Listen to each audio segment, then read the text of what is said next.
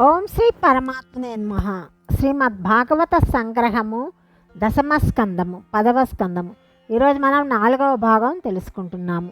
బాల్యలీలలు దుష్ట సంహారము.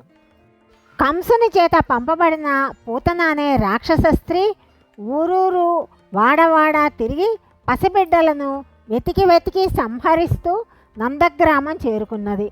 కామరూపిణి కాబట్టి సర్వమోహన సుందరాంగి రూపాన్ని ఆమె ధరించింది. నానా అలంకార భూషితయై గల్లు గల్లున నడిచి వెళుతుంటే ఈమె ఎవరు, విష్ణువుని వెతుక్కుంటూ వచ్చిన లక్ష్మీదేవి కాదు కదా అని గోపవనితలంతా ఆశ్చర్యంతో చూస్తున్నారు.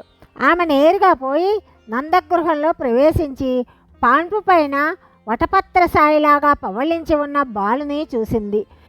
ఆ బాలుడేమన్నా సామాన్యుడా? సర్వము తెలిసిన సర్వేశ్వరుడు. తనను చంపవచ్చిన స్త్రీని చూసి నిద్ర నటించి కళ్ళు మూసుకున్నాడు. తాను ఎవరి గురించి లోకమంతా గాలిస్తూ తిరుగుతున్నదో ఆ శ్రీహరే ఈ బిడ్డని తెలుసుకోలేని ఆ సుందరాంగన చొరవ తీసుకొని తిన్నగా పోయి ఆ బాలుని ఎత్తుకొని ముద్దాడి తలనిమిరి ఇలా అంటున్నది. నా చనుపాలక గృక్కెండో చిన్ని కుమారా త్రావు మొయ్యన పిదపన్ నీ చెలువ మెరుగవచ్చును నా చెలువము సఫలమగును నలిన దలాక్ష. ఈ సుందరి ఎవరు? ఎవరి భార్య ఈమె? ఎక్కడ నుండి వచ్చింది?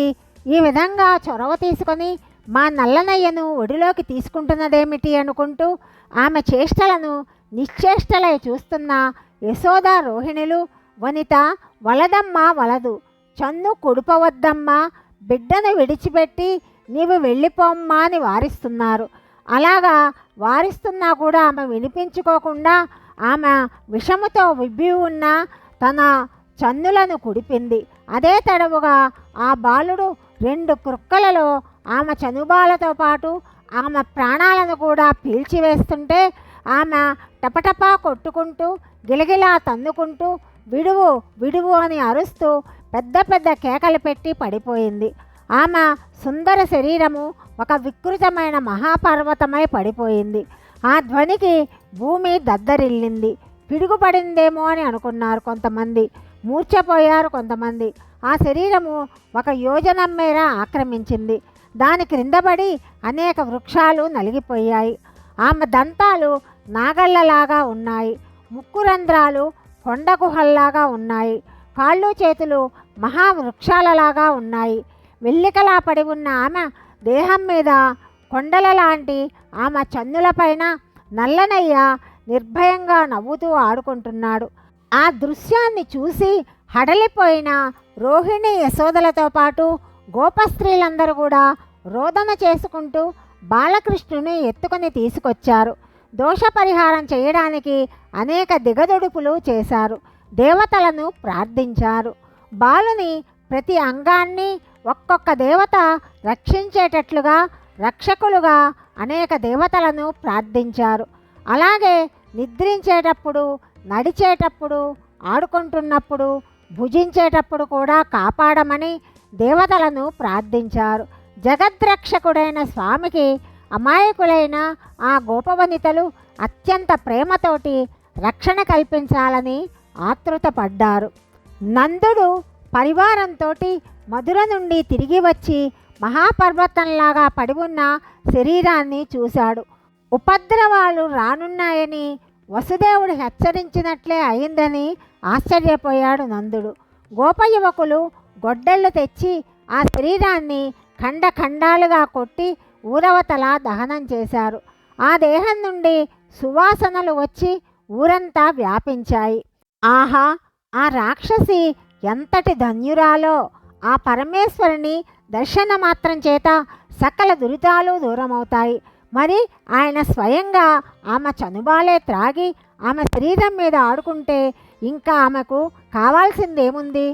హరి తన మీదం పదములు కరములు నిడి చన్ను కుడిచి కదిపిన మాత్రం హరిజనని పగతి పరగతి కరిగెందురితములు వాసి అసురాంగనయున్ వెన్నునికొక మరి విషమగు చన్నిచ్చిన బాలహంత్రి చననట దివికిన్ వెన్నునిగని పెంచుచు తన చన్నిచ్చిన సతికి మరియు జన్మము కలదే. హరిగని చన్నులు కుడిపెడు తరుణులు ప్రాప్తించు పదము తలపగవశమే హరి ఆరగించుటకు పాల్కుదిపిన ధేనువులు ముక్తి కొనల చెరించున్. నందుడు ఇల్లు చేరుకున్నాడు. ఏమీ ఎరగనట్లుగా హాయిగా నిద్రపోతున్న చిన్ని బాలుని చూశాడు. యశోదాది గోపమ్మలు చెప్పిన వివరాలు విన్నాడు.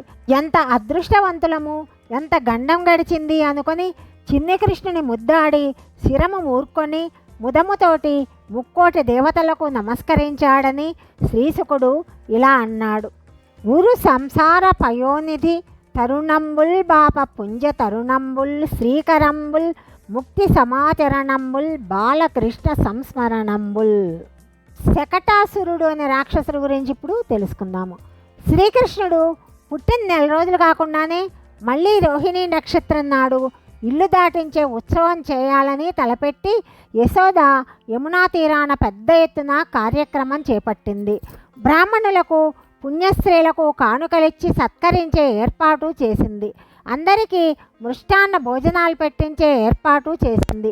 ఊరంతా తరలివచ్చారు. బాలునికి ఒక బండి క్రింద ఉయ్యాల కట్టి పరుండబెట్టింది. తాను వేరే పనులలో ఉన్న సమయంలో కంసునిచే పంపబడిన అసురుడొక్కడు వచ్చి ఆ బండిపైన ఆవేశించాడు.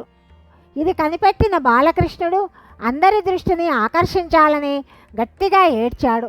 ఎవరూ వినిపించుకోలేదు.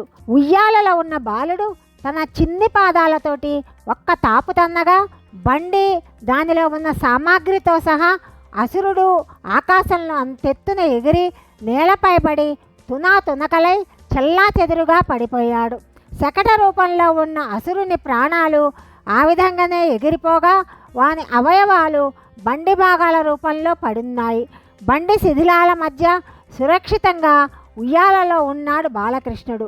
దగ్గరలో ఆడుకుంటున్న పిల్లలు ఆ దృశ్యాన్ని చూసి యశోదాది తల్లులకు చెప్పగా వాళ్ళెవ్వరు కూడా నమ్మకుండా ఈ విధంగా అనుకుంటున్నారు. బాలుండెక్కడ బండి ఎక్కడ నభో భాగంబుపై చేట్పడన్ కాలందన్నుట యొక్క తాటపడుచుల్ కల్లాడిరి జడ్డుబల్కే లోకంబునైన చెప్పబడవే ఏ చందమో కాక ఎం చాలా పెంచుచున్ వ్రేలు వ్రేతలు బభ్రూతాశ్చర్యులైరంతటన్. భయముతోనూ జాలితోనూ చెలించిపోతున్న యశోద బాలుని ఒడిలోకి తీసుకొని ఇలా అంటున్నది. అలిసితివి గదన్న యాకొంటివి గదన్న మంచి అన్న ఏడ్పు మానుమన్నా చన్ను కుడువమన్న సంతసపడుమన్నా అనుచు చన్ను కుడిపింది అర్భకునకు. బాలగ్రహమేదో సోకి ఉండవచ్చని అలాంటి అరిష్టాలేవి రాకుండా నందుడు అనేక హోమాలు దానాలు చేయించి బ్రాహ్మణుల ఆశీస్సులను పొందాడు. తృణావర్తుడు అనే రాక్షసుడి గురించి తెలుసుకుందాము. ఒకనాడు యశోద ఒడిలో బాలుని కూర్చుండబెట్టుకొని ముద్దు చేస్తుండగా అతడు కొండలాగా బరువైపోయాడు. ఏమిటి వింత అనుకొని వానిని క్రింద కూర్చుండబెట్టి ఏదో పని మీద ఇంట్లోకి వెళ్ళింది. ఇంతలో కంసుని అనుచరుడైన తృణావర్తుడనే అసురుడు ఒక సుడిగాలి అయి వచ్చి బాలుని ఎగరవేసుకొని పోయాడు. రేపల్లె అంతా ధూళి మేఘాలతో అంధకారమైపోయింది. బాలుడు ఏమయ్యాడో తెలియక ఇలా విలిపించింది యశోదమ్మ. ఇక్కడ బెట్టితిన్ తనయుడిక్కడ ఆడుచుండే గాలి తానెక్కడి నుండి వచ్చే శిశునెక్కడి మార్గము ఒట్టిపోయే నేనెక్కడ చొత్తునంచు కమలేక్షణ క్రేవు దొరంగి భిన్నయే ప్రొక్కుచు వ్రాలు గోవు క్రియ భూస్థలి వ్రాలె దురంత చింతయై. ఆమె ఏడ్పు విని అందరూ వచ్చి కృష్ణుని వెతకసాగారు. తృణావర్తుడు బాలుని ఎగరవేసుకొని పోతూ అతని బరువును భరించలేకపోతున్నాడు. బాలుడు అసురుని కంఠం పట్టుకొని వ్రేళ్లాడుతున్నాడు. అతని పట్టు బిగుసుకుంటున్నది. ఊపిరి ఆడక కన్నులు తేలవేసి వెర్రి అరుపులతో అసురుడు ఆకాశం నుండి ఒక బండరాయిపై పడ్డాడు. అతని శరీరము ముద్ద అయిపోయి ప్రాణాలు పోగొట్టుకున్నాడు. బాలకృష్ణుడు మాత్రము చెక్కు చెదరకుండా వానిపైన కూర్చొని ఉన్నాడు. స్త్రీలందరూ పోయి బాలుని ఎత్తుకున్నారు. యశోదమ్మకి తీసుకెళ్ళి ఇచ్చారు. రాక్షసుడు చచ్చిపడి ముద్ద అయిపోయిన వాని చేత ఎత్తుకొని పోబడిన చిన్నారి బాలుడు మాత్రము సురక్షితంగా ఉండటము ఎంత అద్భుతము! మనమెంతటి అదృష్టవంతులము! గత జన్మంబులేమి నోము నోచితిమో, యాగశ్రేణులేమేమి చేసితిమో, ఎవ్వరికేమి పెట్టితిమో, ఏ చింతారతిం వృద్ధుబుచ్చితిమో, సత్యములేమి పలికితిమో, ఏ సిద్ధ ప్రదేశము త్రొక్కితిమో, ఇప్పుడు చూడగంటి మిచటన్ కృష్ణార్భకున్ నిర్భయున్. నందుడు ఎంతో సంతోషించాడు. వసుదేవుని హెచ్చరికను జ్ఞాపకం చేసుకున్నాడు. ఒకనాడు యశోద బాలునికి పాలిస్తుండగా అతడు పాలు తాగటం మానేసి తల్లి ముఖం వైపు చూస్తూ లీలగా ఆవులించాడు. ఆ నోటిలో ఆమెకు విశ్వమంతా కనిపించింది. ఆకాశము, భూమండలము, జ్యోతిర్మండలము, సూర్యచంద్రులు, పంచభూతాలు, నదులు, పర్వతాలు అన్నీ కనిపించాయి. ఆమె ఆశ్చర్యంతో వణికిపోతూ కన్నులు మూసుకుంది. తాను సామాన్య బాలుడను కానని, విశ్వరూపుడైన వాసుదేవుడనని యశోదకు చూపి లీలలను ప్రదర్శించాడు. నందవ్రజంలో పెరుగుతున్న దేవకి, రోహిణీల పుత్రులకు నామకరణము చేయడము తదుపరి భాగంలో తెలుసుకుందాం. సర్వం శ్రీకృష్ణార్పణమస్తు.